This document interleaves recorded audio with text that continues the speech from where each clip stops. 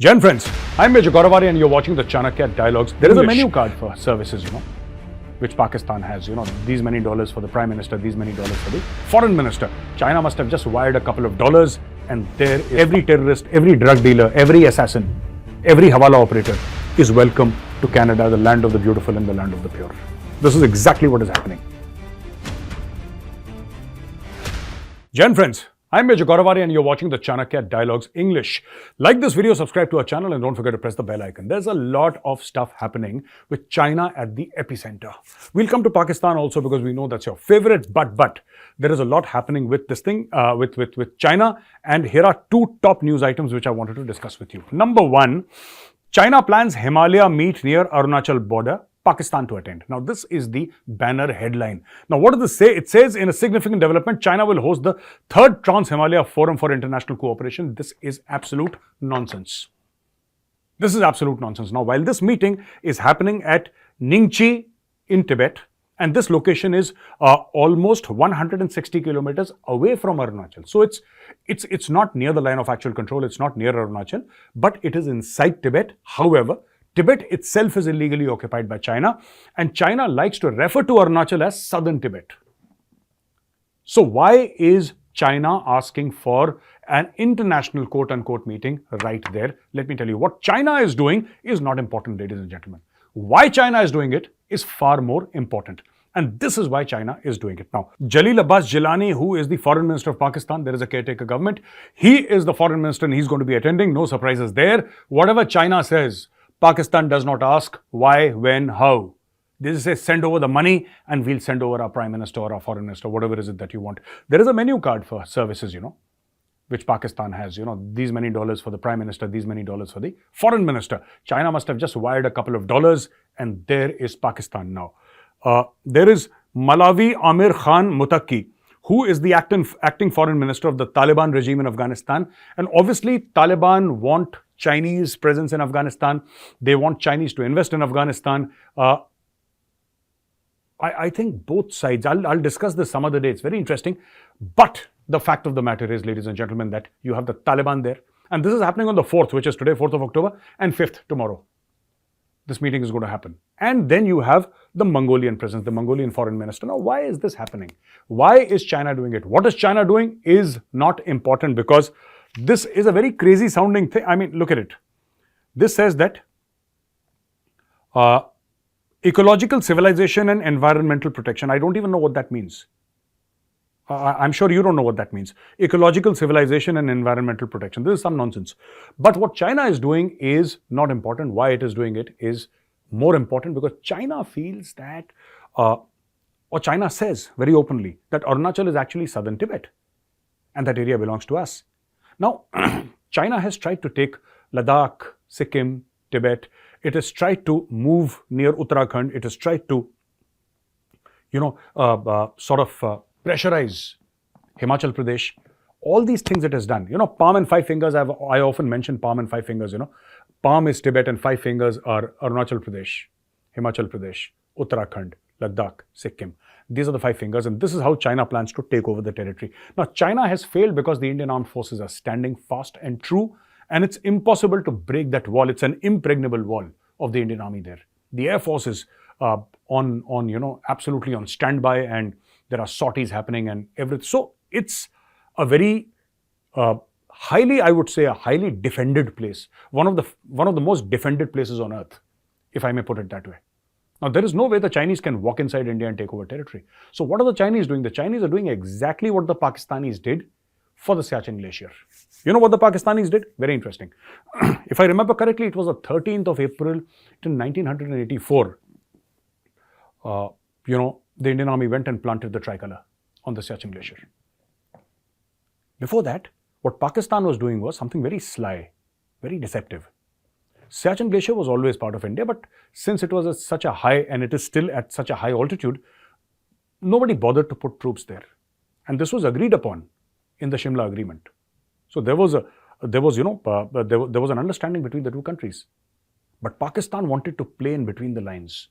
So what Pakistan did was, anybody who wanted to go for a mountaineering expedition, the Pakistanis would say, okay, you want to go to Siachen Glacier? No problem. What we will do is, we will give you permission. So the Pakistanis started giving written permission to German tourists, Japanese tourists, Chinese tourists, whoever wanted to go to Siachen Glacier. You went to Pakistan, Pakistan provided you with permission, with the logistics, and you just paid money and you went. What did that help Pakistan with? That helped Pakistan with creating a narrative that Siachen Glacier actually was under their control. So ladies and gentlemen, the game changed in 1984 in the month of April when Indian Army went over and took the Siachen Glacier physically. It was always ours, but then physically we posted troops there, and that was that. What is China trying to do here? What China is trying to do here is again something very different. What China is trying to do here is China is saying, calling the international community and saying that, you come here for this meeting, come here for that meeting, and you see this Arunachal is actually southern part of Tibet. Trying to build up international opinion because it knows that it can't physically enter into Arunachal Pradesh. There is no way they can physically come. So they're trying all these tricks. Anyway, the second Chinese bag of tricks is in Maldives. Now, the president-elect of Maldives, his name is Mohammad Muizzu. Mohammad Muizzu is a Chinese agent, and he is now the president of Maldives. And he has said that, foreign military presence in the country will not be tolerated, and I'm going to ask foreign troops to leave now. Which are the foreign troops? These are Indian troops. Now, there is a background story, and the background story is that before the current outgoing president, there was Ibrahim Soli, there was Abdullah Yamin, and all these guys who had moved Maldives into Beijing's orbit. They had taken massive loans that Maldives did not need. Maldives is not a rich country, but Maldives is okay. Maldives has fantastic tourism potential. It has fantastic resorts. People come to Maldives. It's a beautiful place. But yet these people took vast amounts of money from the Chinese. And once you take money from the Chinese, you're done. You're absolutely done. And this is exactly what happened. Now they cannot say no to the Chinese because they've taken so much of money. In fact, this guy Yamin was sentenced to 11 years in prison for being pro-Chinese. So 11 years in prison for being pro-Chinese, and the current, Muizzu, Mohammad Muizzu, the current president-elect, he's the guy who took him out of prison. Now, why am I saying this? A lot of Indian commentators have been talking to me, and I've been talking to them, and they said, no, now it seems the Chinese have the upper hand. Nobody has the upper hand. It's all right. This is an ongoing game. Sometimes the Chinese win, sometimes the Indians win, and it's okay. This will keep on happening, you see, and it will continuously happen. This time, the Chinese have managed to get their person in the place. Next time, it will be the Indian person in place. And India, I am sure, will be working day and night to figure out how to reach out to the current guy. Because if all this guy requires is money, we have money. There is no problem. We can also give money or influence or whatever. And it is better to be connected to India than to be connected to China, because the kind of loans that China has given Maldives, or any other country for that matter, the day is not far when China will end up owning Maldives. And the Maldives people will be slaves working for the Chinese. That is what happened in Hambantota port, unfortunately. And the Sri Lankans woke up. Being a very proud people, the Sri Lankans reacted. They threw out their president. The country was up in flames. Now, thankfully, it is stabilized. Because the Sri Lankans realized that they were being taken for a ride. And you don't take the Sri Lankans for a ride. They are a proud people, as I said. They reacted. And the people of Maldives will also have to react if they have to get rid of this Chinese slavery, because this is nothing but economic slavery. All right.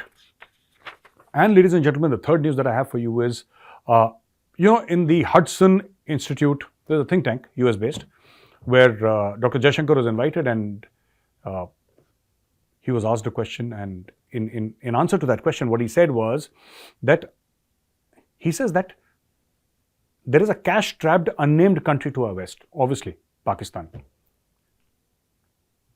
And he says that their problem stems from various factors, and the two factors are high military spending and imprudent borrowing. So you create a situation where you need an outsized army, because that is how the people see themselves. That is how the founders of Pakistan ensured that the people saw themselves as a warlike nation for some crazy reason. They didn't focus on science and research and technology. Warlike people, and we are a people whom everybody is afraid of, and we will conquer the world. Typical, thinking of Temur and one of those invaders, that type of mindset. Now, they had a huge army and they had that threat perception that India will attack, India will attack. And this is what they told the common people. And the common people said, take our money because India will attack. Now, India did not attack, but they kept on giving money. And the second problem is imprudent borrowing. That is what Dr. Jaishankar says, imprudent borrowing, which means that essentially they've taken money, they don't know why they've taken money, and they keep on taking money. And to give back the loans, to pay back the installment of the loans, they have to borrow more money. And nobody knows where that money goes because billions upon billions upon billions of dollars of aid has come to Pakistan. Loans have gone to Pakistan. You know, aid, of course, you don't have to give back, but loans you have to give back. And nobody can account for any money at all. Nobody can account for a dollar. Where is that money? I mean, more than 100 billion would have been spent on Pakistan, but there is nothing to show for it. People have stolen that money, they've gone away with that money. And there is nothing to show in Pakistan. Pakistan, half the population is below the poverty line. People are not getting food to eat. People are running away from the country. There's a mad rush to get out of Pakistan, but jihad fi sabilillah, that is what the Pakistanis say, you know. That is what matters to them, which is why they're in such a sad state. Now, with that, I come to the end of this video. And now for the question and answer sessions, the one that you wait for so patiently. First of all, ladies and gentlemen, my request to you would be to ask more questions. I get a lot of comments, but I would be very happy and grateful if you actually asked questions. It's very important because therefore we can engage better with each other. Now, F Spike 2469 says, the entire West is fully aware that a large number of Nazis and Khalistani terrorists reside in their respective countries. Thanks to Justin Trudeau, the entire world is now aware that these countries harbor such antisocial elements. Had Trudeau not been so immature as to declare in Parliament that Niger was killed by Indian raw agents, none of those diplomatic problems would have occurred. The issue regarding Khalistanis was being pursued by India for several decades, and the US, Canada and UK lent a deaf ear to these allegations and have refused to act on them. India seems to be sending a message that it now means business. Absolutely. F Spike, I agree with you. I agree with you. India is spreading this message, and this message is going down to every country, loud and clear, that if you hit, India will hit back even harder. Harshal Mehta, Jai Hind, Namaskar, Major Arya bhai. Namaskar, Harshal. The way in which our premier counter-terror law enforcement agency, NIA, is doing the complete crackdown and choking the financial circuits of Khalistani terrorists in India is commendable, but according to you, what would be the full and final assault or actions required on Khalistan in dismantling their drugs, hawala, counterfeiting currency network from roots so that it can't rise again? Harshal, the issue is now that I cannot answer your question without being political. And as an exception, let me be a little political today. The problem lies with the politics in Punjab. There is protection for all these things. You know, there is mafia everywhere. There is mafia in UP, there is mafia in Madhya Pradesh, there is mafia in Tamil Nadu, there is mafia in every state. Punjab being a border state, it makes that matter more sensitive, and the drugs are coming from Pakistan. You have to take the people of Punjab together. You have to talk to the people of Punjab. There has to be de-radicalization in Punjab, and there has to be, de-addiction. It's a huge network how these Khalistanis operate, with the help of the ISI, and how the gangsters kill and then they go to Canada and all that. So it's an entire network. You come to Delhi and we'll discuss, Harshal.